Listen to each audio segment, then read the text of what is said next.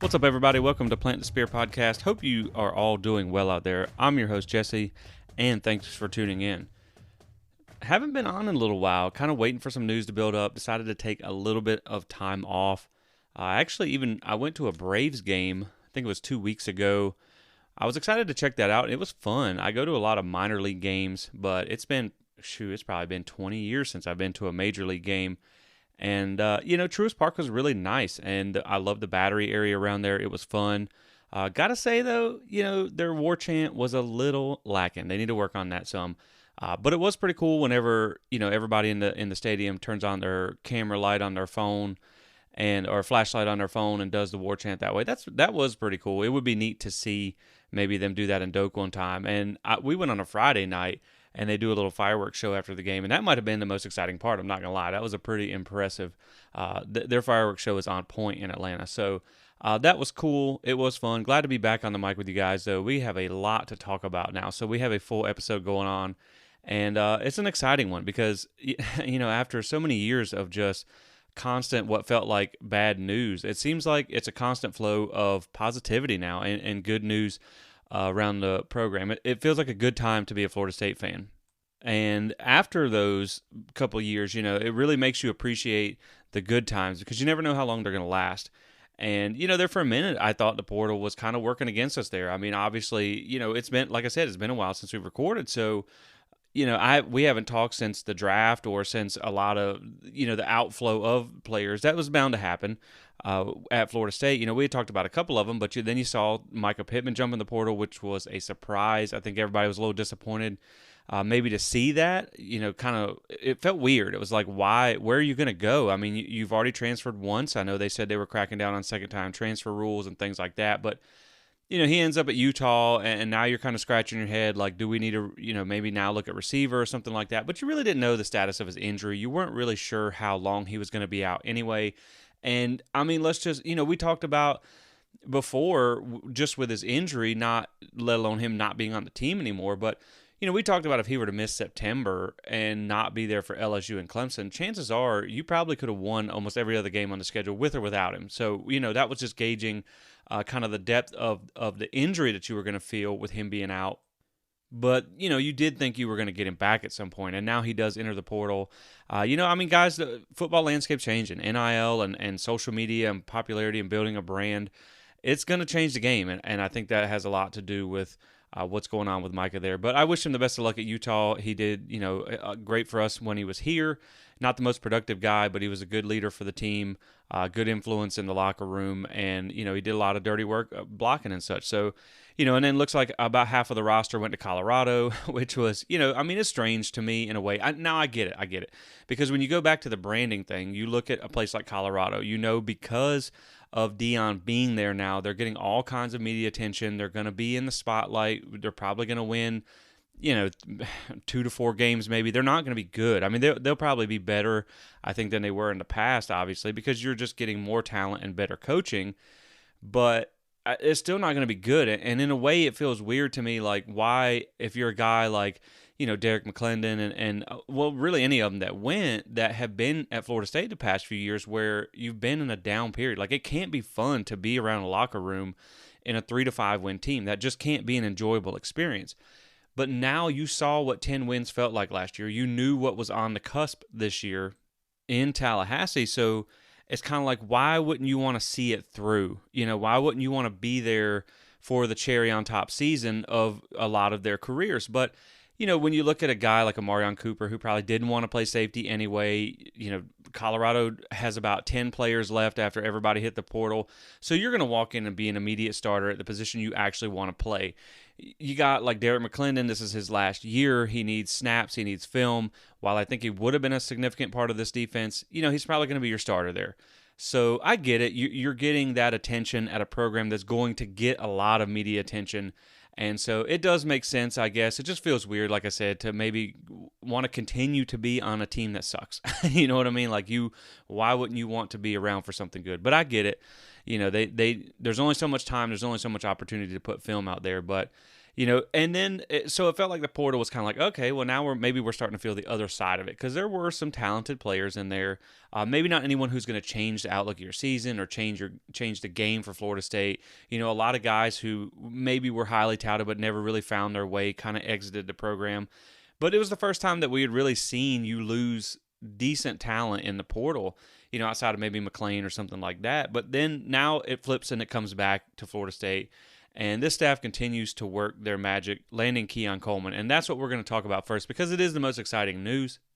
And then we have a couple other things to talk about. First bit of news, though, that I do want to touch on: Florida State, LSU, as expected, being it is on Sunday night, has been announced that it's going to kick off at 7:30 p.m. So another prime time game for Florida State.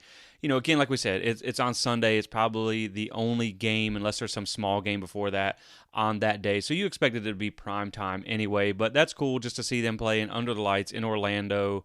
Like we said, another primetime game that they had a lot of last year, and it just helps elevate the brand. You're putting two big power teams, two potentially top 10 teams. We're expecting them both to be in the top 10 at the beginning of the season, facing off in prime time, the only game on TV that night. So it's going to be a chance for really both teams, but we're Florida State focused, for Florida State to make their case on a national stage. I mean, if you go out and beat LSU on a Sunday night with all the eyes in the country watching, that's really going to kind of push this season's campaign into overdrive. And so that's exciting to see. But yeah, like we talked about, we're going to go ahead and get into Keon Coleman's commitment to Florida State, transfer wide receiver from Michigan State.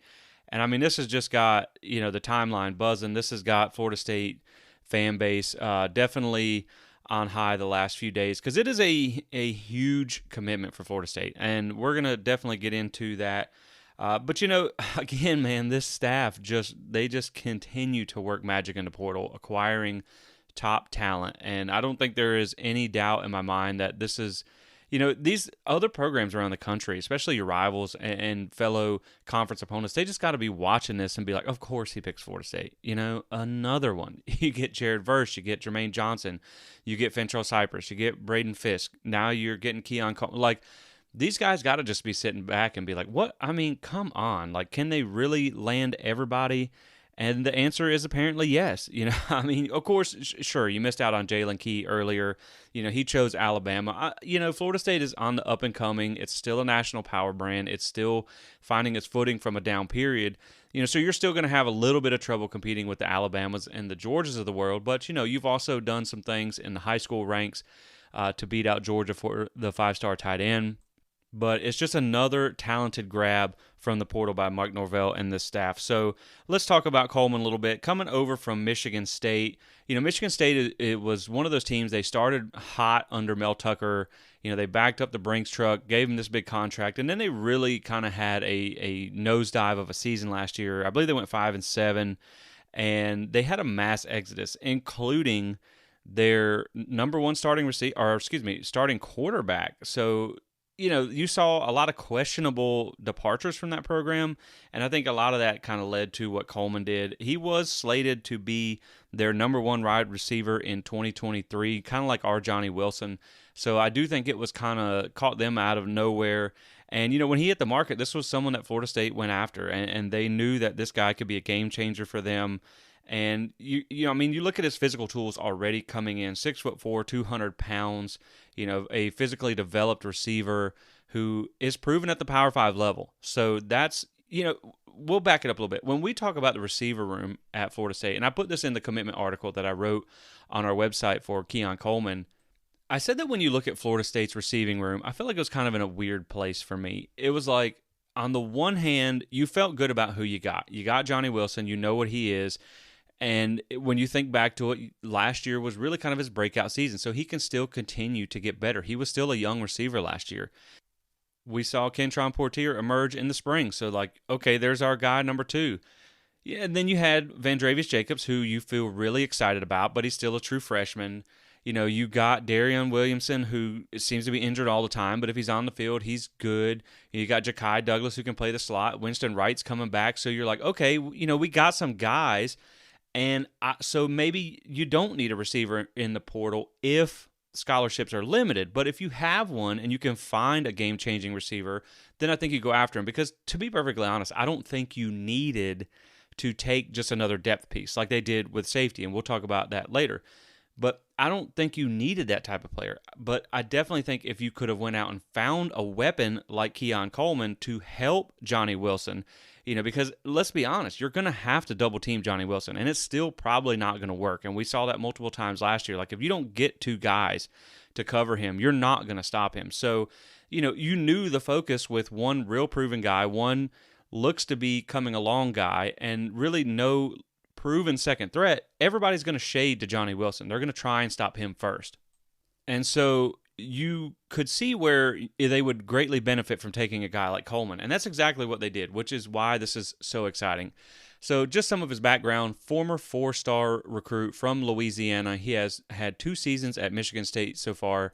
2022 was kind of a breakout year for him. Didn't really play a whole lot in 2021. Stats for last season: he had 58 receptions on 88 targets for a 66% catch rate, 798 yards, 13.8 yards per catch, and 7 touchdowns. Excellent numbers, very productive, very good at catching the deep ball as well. So he had 3 100-plus yard games last year, all versus Power 5 defenses, which, again, I love to have someone who has proven they can perform at the college level against Power 5 defenses.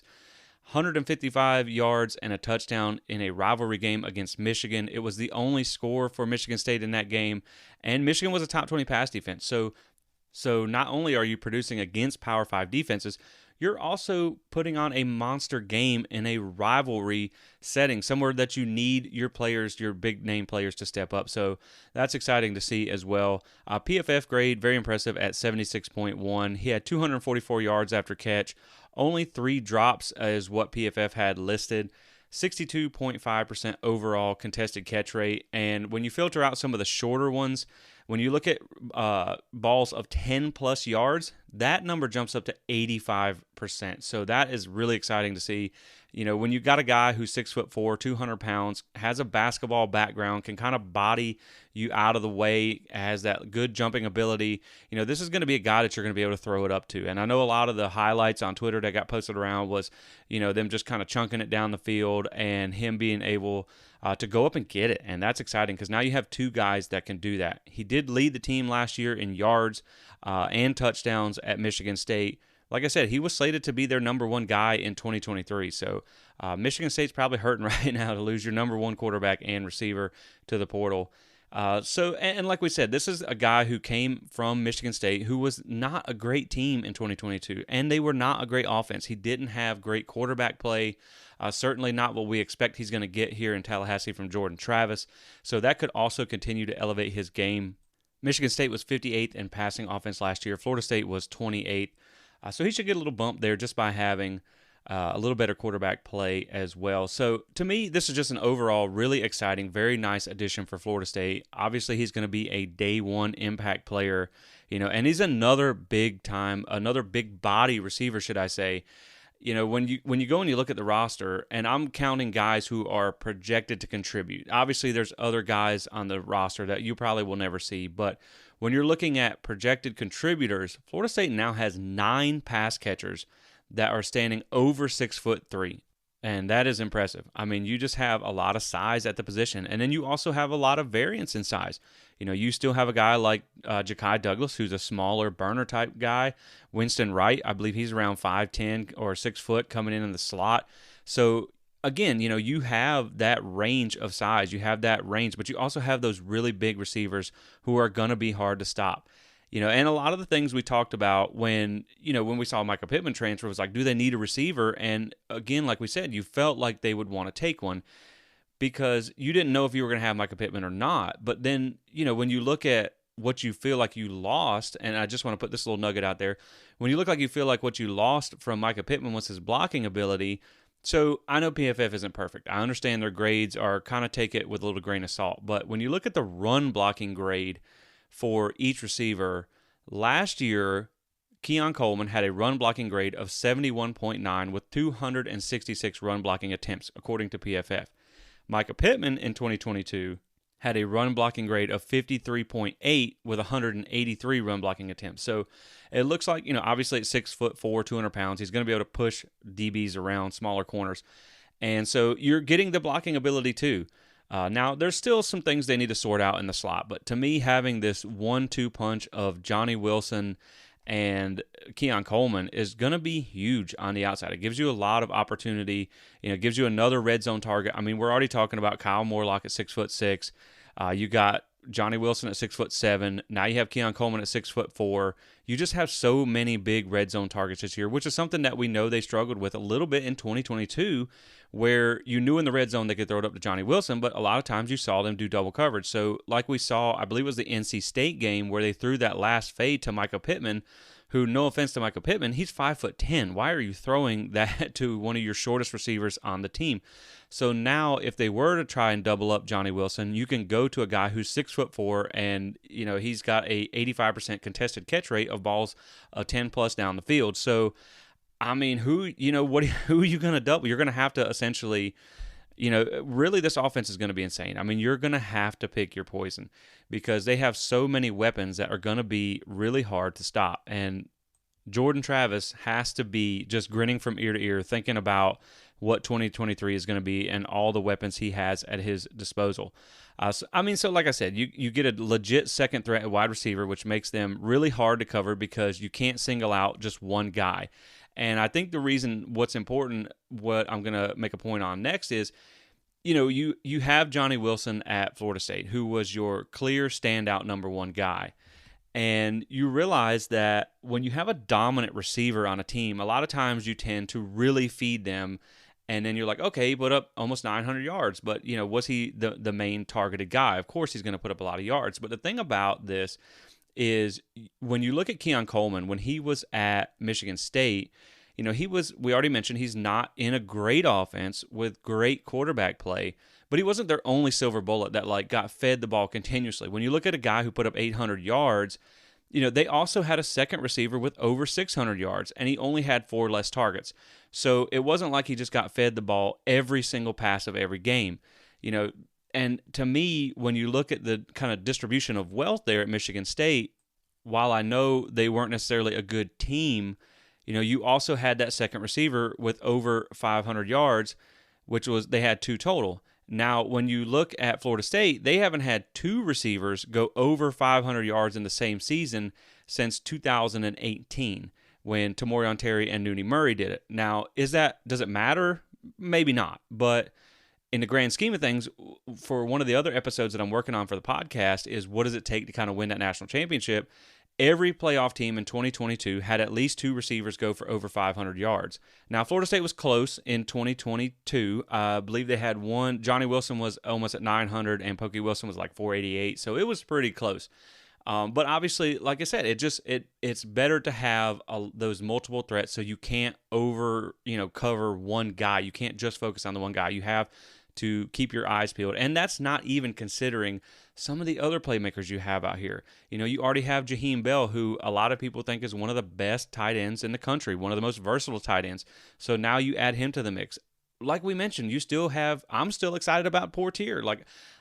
You can still bring him along and work him in. He's going to get a lot of playing time because you're going to have a lot of games where Coleman's probably doesn't need to play, past the halftime mark anyway. But after what we saw in spring, I'm still excited to see what he can do. I'm still excited to see Winston Wright get back. And so, the targets are just piling up for them, which is really exciting for this offense. And, you also, we have to mention here, you got Destin Hill on the roster now. He finally became a Seminole, so that's exciting. He's 2 years out, from playing football, but he is a former 4-star recruit. 6 foot, 195 pounds, looks to be in great shape. He was a top 100 recruit with elite speed in 2021. And so he looks to be in great physical condition, but we don't know, how game ready he is. It could be another guy that you could get into the fold maybe later in the year. Who knows? Maybe he's ready now. I think if nothing else, can he return punts? Maybe that could be something where or kicks. Maybe he could be someone you turn to in that department because they are kind of searching for one. And, while he gets back into football shape, unless he's there now, that could be exciting. I mean, you get a guy with that speed back there, and that could be a game changer for Florida State. If but you really just want someone to be able to catch the ball and get it to your offense. But it could be a wrinkle that Florida State could have by having Destin Hill there. But again, it just continuously adds to the depth of talent. So when you look at the powerful, I mean, this offense should be so fun to watch next year. It should just be like a fireworks factory. I mean, that's how it should be, to be honest. If they perform the way they did last year, given the elevation of talent that they've had, the infusion of talent that they've upgraded even farther, then, I mean, how can you not really be excited to watch this offense next year? So Florida State already had a top 10 offense in 2022, and it wasn't like they just feasted on a lot of bad defenses. They faced 6 top 50 defenses last season, so they did it against good competition. And now you've added some additional weapons here to work with. And when you just kind of go through and look, when you look at the PFF grades, and again, we know they're not the gospel, but they're worth, at least looking at. They're pretty good at identifying like who's an impact player and who's not. So we'll just roll with it that way. But when you look at PFF grades with a minimum of 20 attempts in each category to kind of filter out kind of the weird, like if you had maybe one catch for a touchdown, your grade might be through the roof or something. But you start with Jordan Travis, 6th highest overall PFF pass grade in 2022, highest overall graded Power 5 quarterback coming back at the helm. You get Trey Benson back, 13th highest run grade, and keep in mind he was also splitting snaps last year, and so he had a lot smaller workload than a lot of the other backs on the list. You have Johnny Wilson and now Keon Coleman on the outside, both top 20 in receptions over 20 yards. So you have 2 of the top 20 best pass catchers of plays over 20 yards. And then, like we said, when you look at Florida State last season, Florida State was 3rd in plays over 20 yards. The only 2 teams ahead of them was Western Kentucky and Georgia, and both of them played at least 1 additional game, whereas Georgia had 2 additional games. So Florida State would have probably, they'd had an extra game, probably would have been tied for or leading the country in plays over 20 yards. Now you have 2 of the top receivers as far as 20-yard plays go. I mean, it's just like, this offense should be a case of dynamite strapped to a gas truck. You know what I mean? Like it could go at any moment, and it should just, it's going to be exciting. Now, of course, they have to stay healthy and they have to live up to the hype. Of course, there's still that. But, when you look at it on paper, I mean, this offense should be just bananas. I know that sounds kind of funny, but I mean, I'm excited. I don't know about you guys, but I'm excited. I don't think we've seen an offense this good in Tallahassee since, like 2013. And it makes you really start. I mean, I hate to wish our lives away and blow right through summer, but man, I'm ready for fall. I'm ready to be in Doak Campbell watching this. So continuing down the list, like we mentioned, you got Jaheim Bell, was the 11th highest graded tight end last year.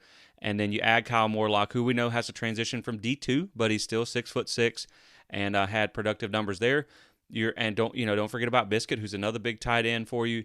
Offensive line also added experience and depth, so you think that you're going to have a better team blocking for you up front, a better group, should I say. And, when you look at this offense, there's so many weapons they can attack you with. It's like, well, how do you beat them? And that would probably be to try and not let Jordan Travis utilize his weapons. Well, first off, good luck, because he already has elite running ability, which we already knew about.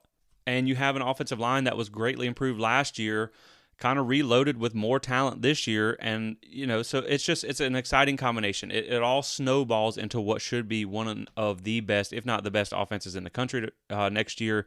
But like I said, you still got to come out on the field and do it. I mean, I don't want to just sound like I don't know, like I just got on complete fan goggles over here because, they did have some stretches where they didn't perform well. You couldn't score even 3 points in the second half of the NC State game. You got on a dry spell there against Wake Forest. So you still have to go out and do it. It doesn't matter what you have on paper if you can't go out and do it on the field. But man, let me tell you what, I mean, if you're at least just envisioning what could be, I mean, it's exciting. So just looking at some more fun numbers here. So when you look at Johnny Wilson, and when I go back, and it's more the experience, because Florida State's been a young team in the past, and now we know 2023, they're one of the more veteran teams, returning the most production in all of college football. And when we talk about that production on offense, And when we're talking about production from 2021 and returning and Florida State returning the most production, all that, of course, looking at last year using the numbers from their respective schools, I mean, you're bringing in just some of your top playmakers. So you have, or bringing back, should I say, Johnny Wilson, you're bringing back 897 yards, 5 touchdowns. Keon Coleman, 798 yards, 7 touchdowns. Portier, 283 for 4 touchdowns. Winston Wright, of course, you have to go back to 2021 at West Virginia, 688 yards, 5 touchdowns. Jaheim Bell had a down year at South Carolina last year, still had 492 all-purpose yards, 528 in 2021. Trey Benson had 142 receiving yards, almost a 1,000-yard rusher. Toa Philly was at 454 yards rushing, 268 receiving. Jordan Travis had over 533 yards of rushing yards. That's sack adjusted. 3,741 all-purpose yards for Jordan. So when you combine those all-purpose yards through just the guys I named, just 8 of your top playmakers, that's 5,110 combined all-purpose yards with 47 touchdowns. The number one offense in 2022 in the entire country had 6,832 total yards and 79 touchdowns. So you're creeping up on that with just 8 players. You're still not talking about Rodney Hill, C.J. Campbell. You're not talking about getting Ja'Kai Douglas involved. You're not talking about what you might get out of Kyle Morlock or Marquiston Douglas. You're not talking about a lot of those guys. And so, you just look at, again, the offense, like we mentioned, these guys are also progressing. You're looking at a guy like Trey Benson. Last year was his first real season as a Power 5 running back because he was dealing with injury. So now you're going to have those guys with more experience and more talent around them, so you can't necessarily devote a lot of resources to stopping one or the other. So, I mean, this offense is it's going to be nuts. Like I said, when you think about it, you have a great 1-2 punch now at wide receiver. A quarterback who can take full advantage of that and can hurt you with his legs if you try and stop, if you just put 10 DBs on the field. You also have a top 5 tight end room. You have a very deep top 5 running back room, in my opinion. Just, pick your poison, how you're going to stop this offense. So, it's really exciting. And I think it could be, I think the defense is going to be better. I think it's going to be better this year. Of course, there's some areas where you're a little more concerned about the defense than you are the offense. But it's not like you haven't brought in a lot of exciting talent on that side of the football too. So, even if you had to get into like a Big 12 team thing where you have a really great offense and the defense is kind of lagging a little bit, which I don't necessarily know is going to be the case for Florida State. And that's something that I'm working on in another episode that I have coming up, is kind of like what it takes to win a championship as far as your total offense and total defense, like, where you need to be on the spectrum. And I do think that, Florida State is going to have an elite offense next year. They definitely should. But when you look at the defense, it just really almost kind of needs to be good enough. That's really all you need. And, like when you look at 2022, the playoffs last year, you had TCU was the 27th ranked offense, 95th ranked defense. So, their defense sucked, and they still made the national championship. Now, of course, when you look at the other 3 teams in the playoffs, their defense was 6th, 14th, and 10th. So you do need to have a good defense. But, Florida State might just have enough of an offense that they can kind of make up for some of the holes you got. But again, I'm still excited about this defense. I still think they're going to be good. Like we talked about with the PFF, I mean, you look at some of the guys that you have on defense. You have on your interior, you have Braden Fisk, who was the 15th highest graded defensive tackle last year. Fabian Lovett, despite missing half the season with injury, he was the 81st overall ranked defensive tackle. Darrell Jackson, he wasn't that highly rated, but I mean, he's 6'6", over 300 pounds, had some dominant stretches in the spring. You got Joshua Farmer coming back. You talked him off the ledge. He's back in now, back in the boat. So you just know that you have a lot of talent up front. Obviously, Jared Verse, Patrick Payton, ACC Defensive Rookie of the Year, coming back. I just think that, again, you're going to be fine up front on the defensive line. You're going to have one of the most dominant defensive lines in the country across the board. So it's going to be able to help you make up for some areas of weakness on defense. And I still like Tatum Bethune at linebacker. I still like Kalen DeLoach. I still like DJ Lundy. I think you have a good group of starting linebackers. It just gets a little thin behind them. But Tatum Bethune at UCF was a 100-plus tackler. He played through some injury last year in a defense that was new to him. He's a year older now. another year in the system. So, don't sleep on what they could be still. I mean, they're still progressing. Kalen DeLoach is an exceptional athlete and has shown flashes at times.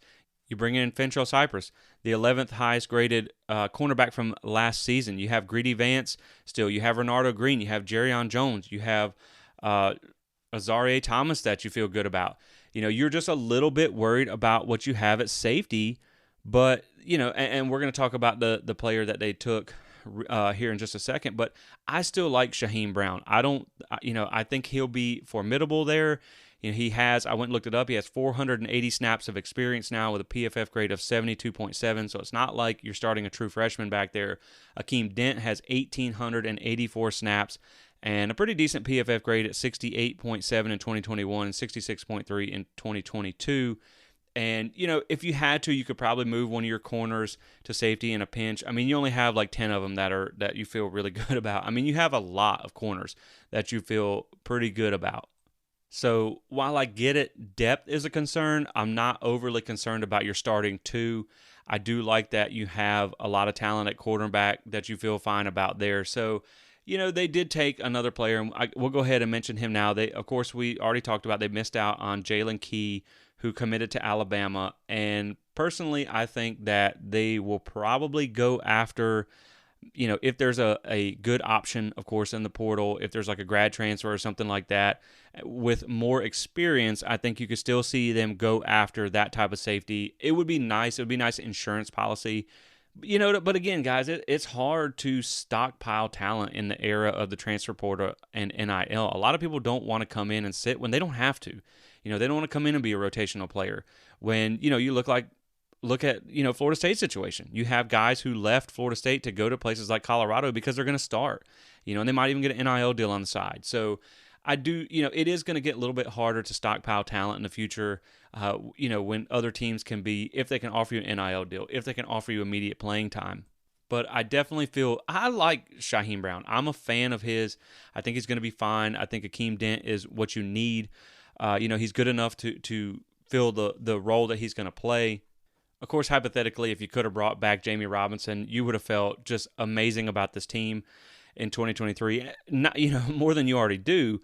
But I really feel like when you look at Keon Coleman, and I think when you missed out on Jalen Key, you were like, well, we're going to still need somebody here. And then you took the JUCO player that they took. You were kind of like, well, that doesn't really solve the issue.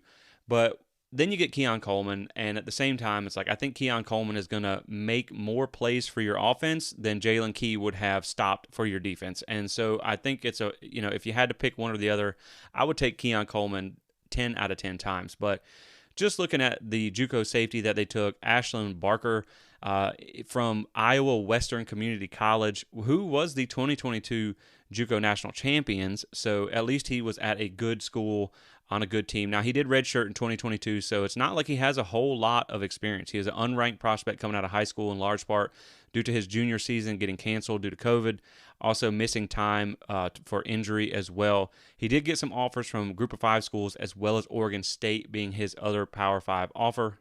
And that is despite redshirting at Iowa Western. So, they must have seen something in it. They must see that upside potential. He does have really good size, 6'3", 200 pounds. So he's a big safety. Now, I don't know, maybe down the road you could move him to linebacker if you felt like you had to. But you do get multiple years with him, 4 years to play 4 seasons after the red shirt. I do believe I read where Adam Fuller evaluated him in person, which I do think helps. And as far as multiple seasons, Keon Coleman also does have multiple years of eligibility left.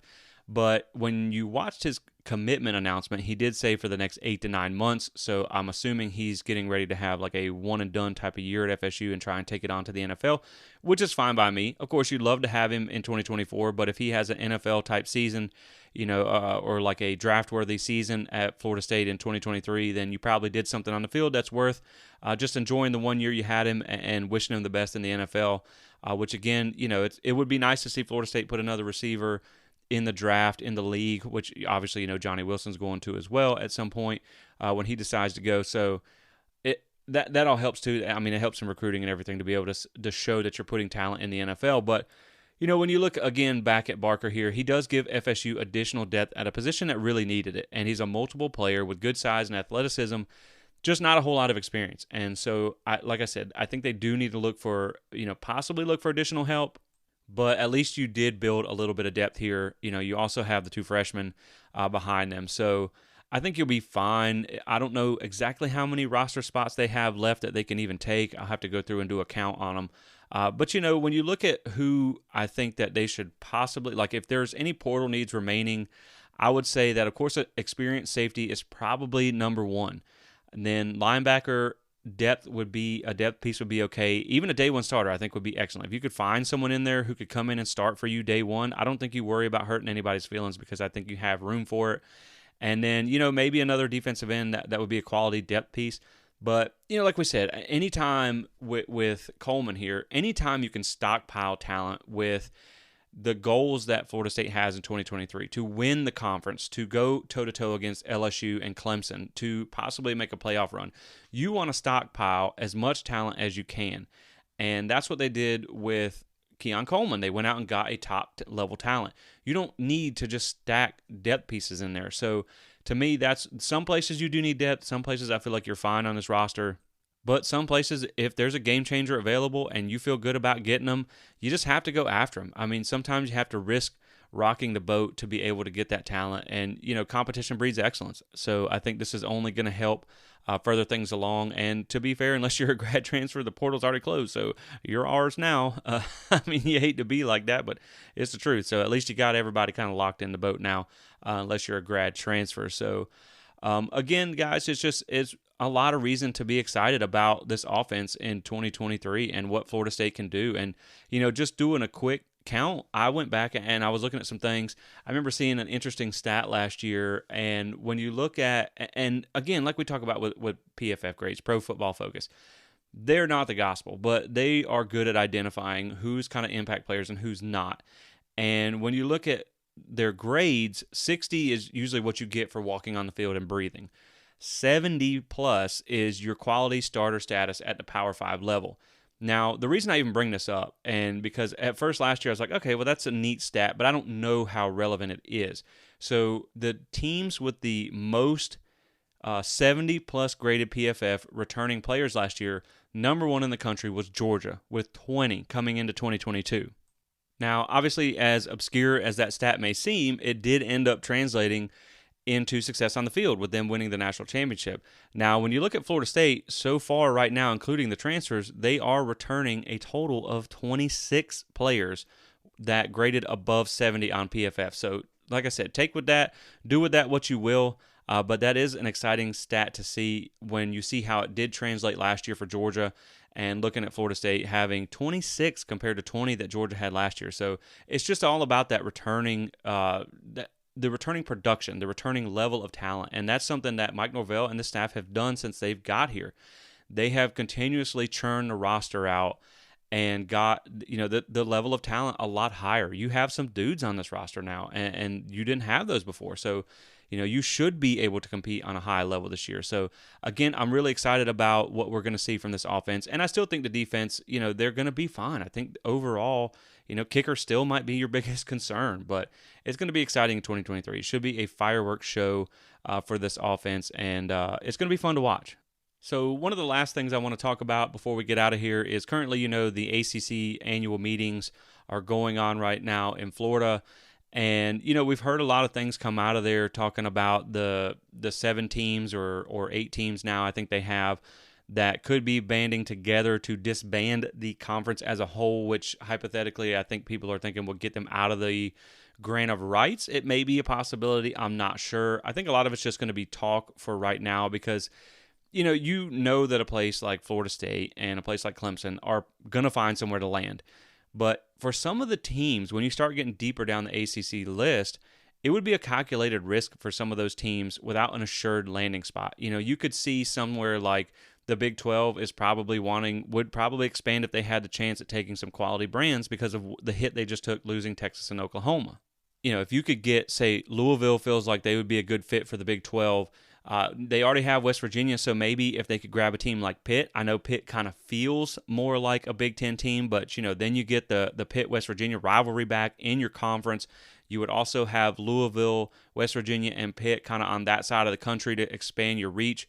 You could see something like that. But one thing is when Alfred kind of blew everybody's spot up by talking about how bad their TV numbers were, some of these teams are going to be a hard sell. I mean, who wants to take Boston College?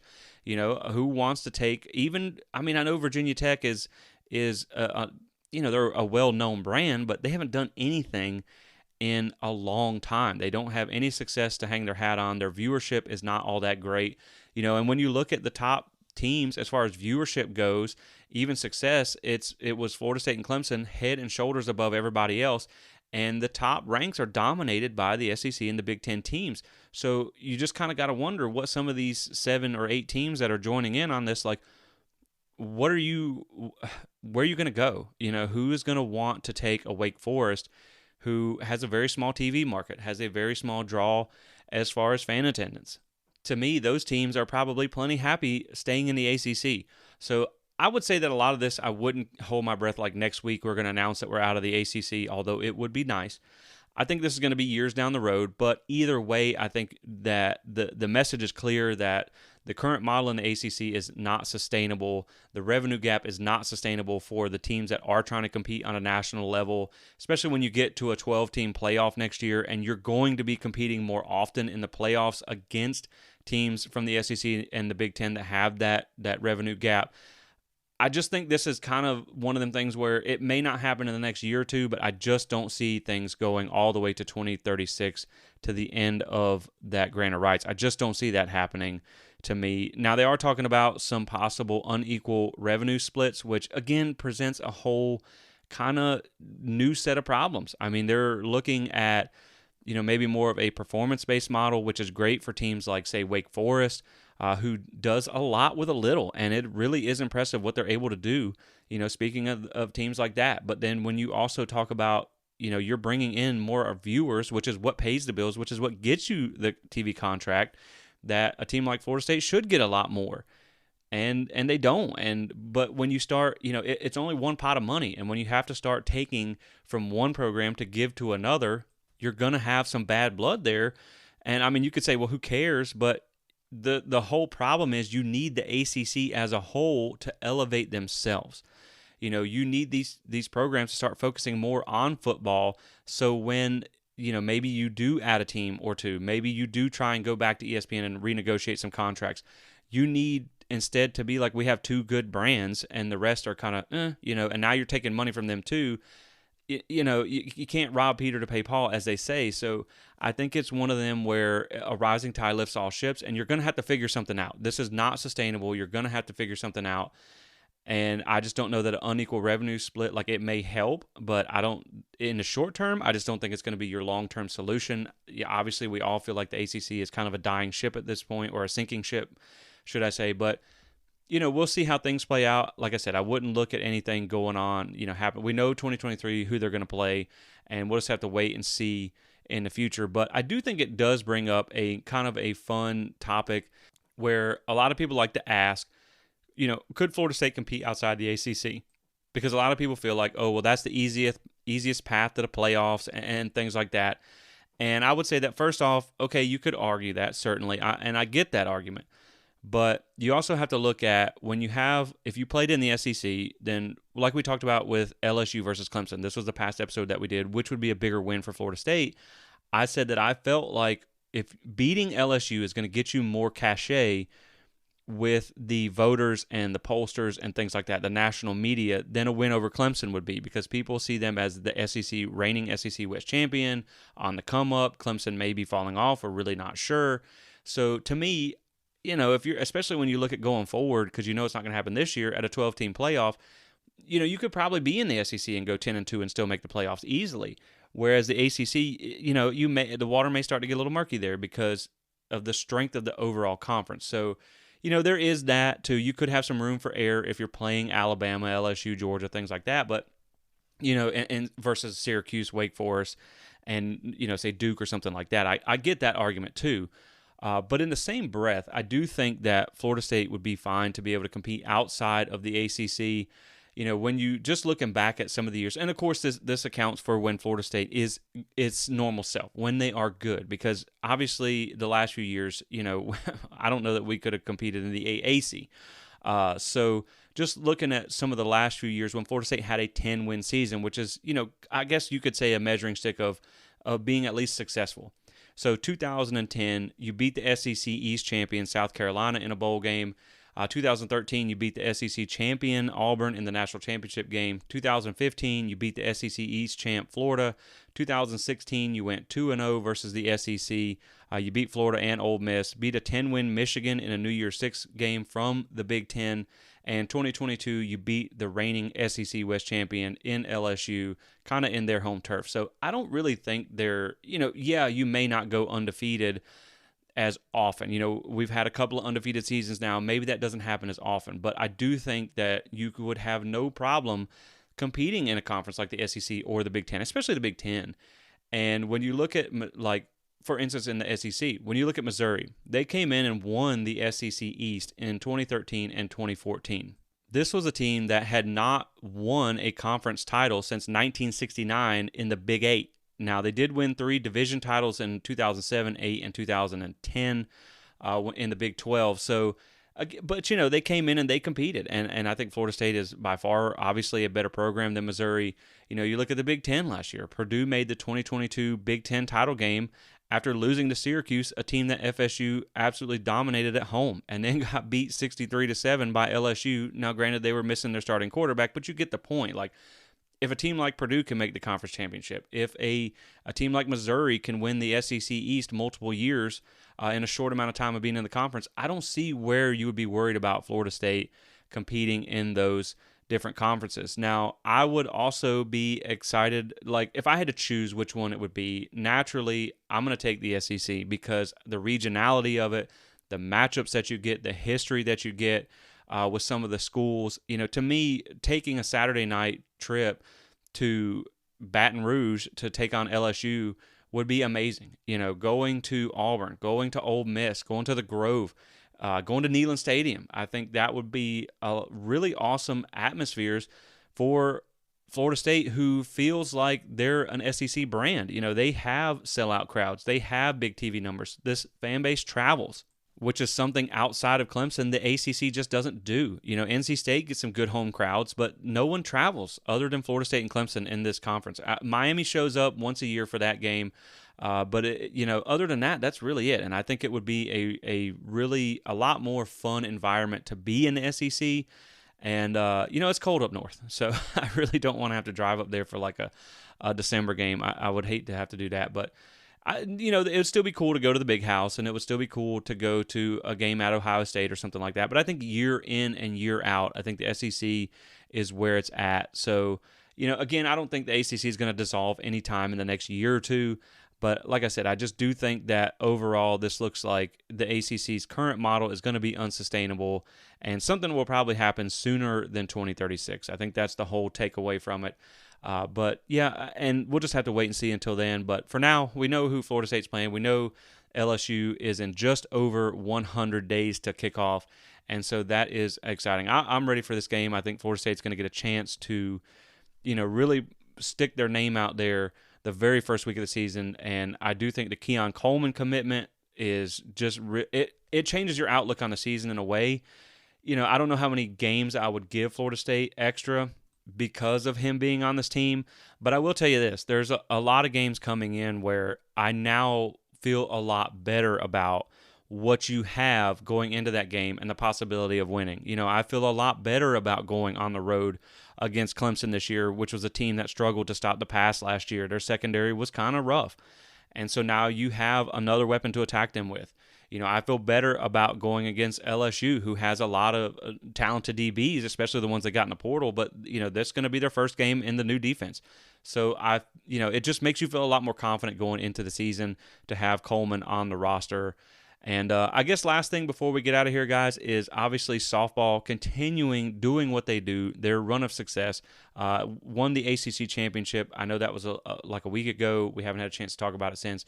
They are hosting a regional at home starting this weekend, depending on when you're listening to this. So I want to wish them luck, and hopefully they have a deep run into the tournament, because they're always fun to watch. You can just always count on them being good. And it is nice to see them continue their run of success. So best wishes to them this weekend in the tournament, and hopefully they come out victorious. And so with that being said, guys, we'll go ahead and wrap it up here.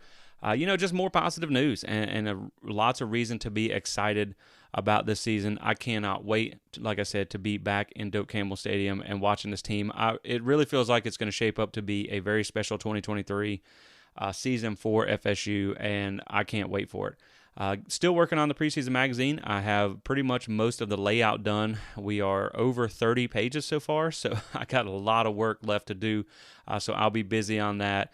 Got a lot of content to put out, but I think you guys will enjoy it. So we're still a ways away from that, but just know that I am working on it. So with that being said, as always, guys, thank you for tuning in. Thank you for your support. Everybody have a great weekend, and go Noles.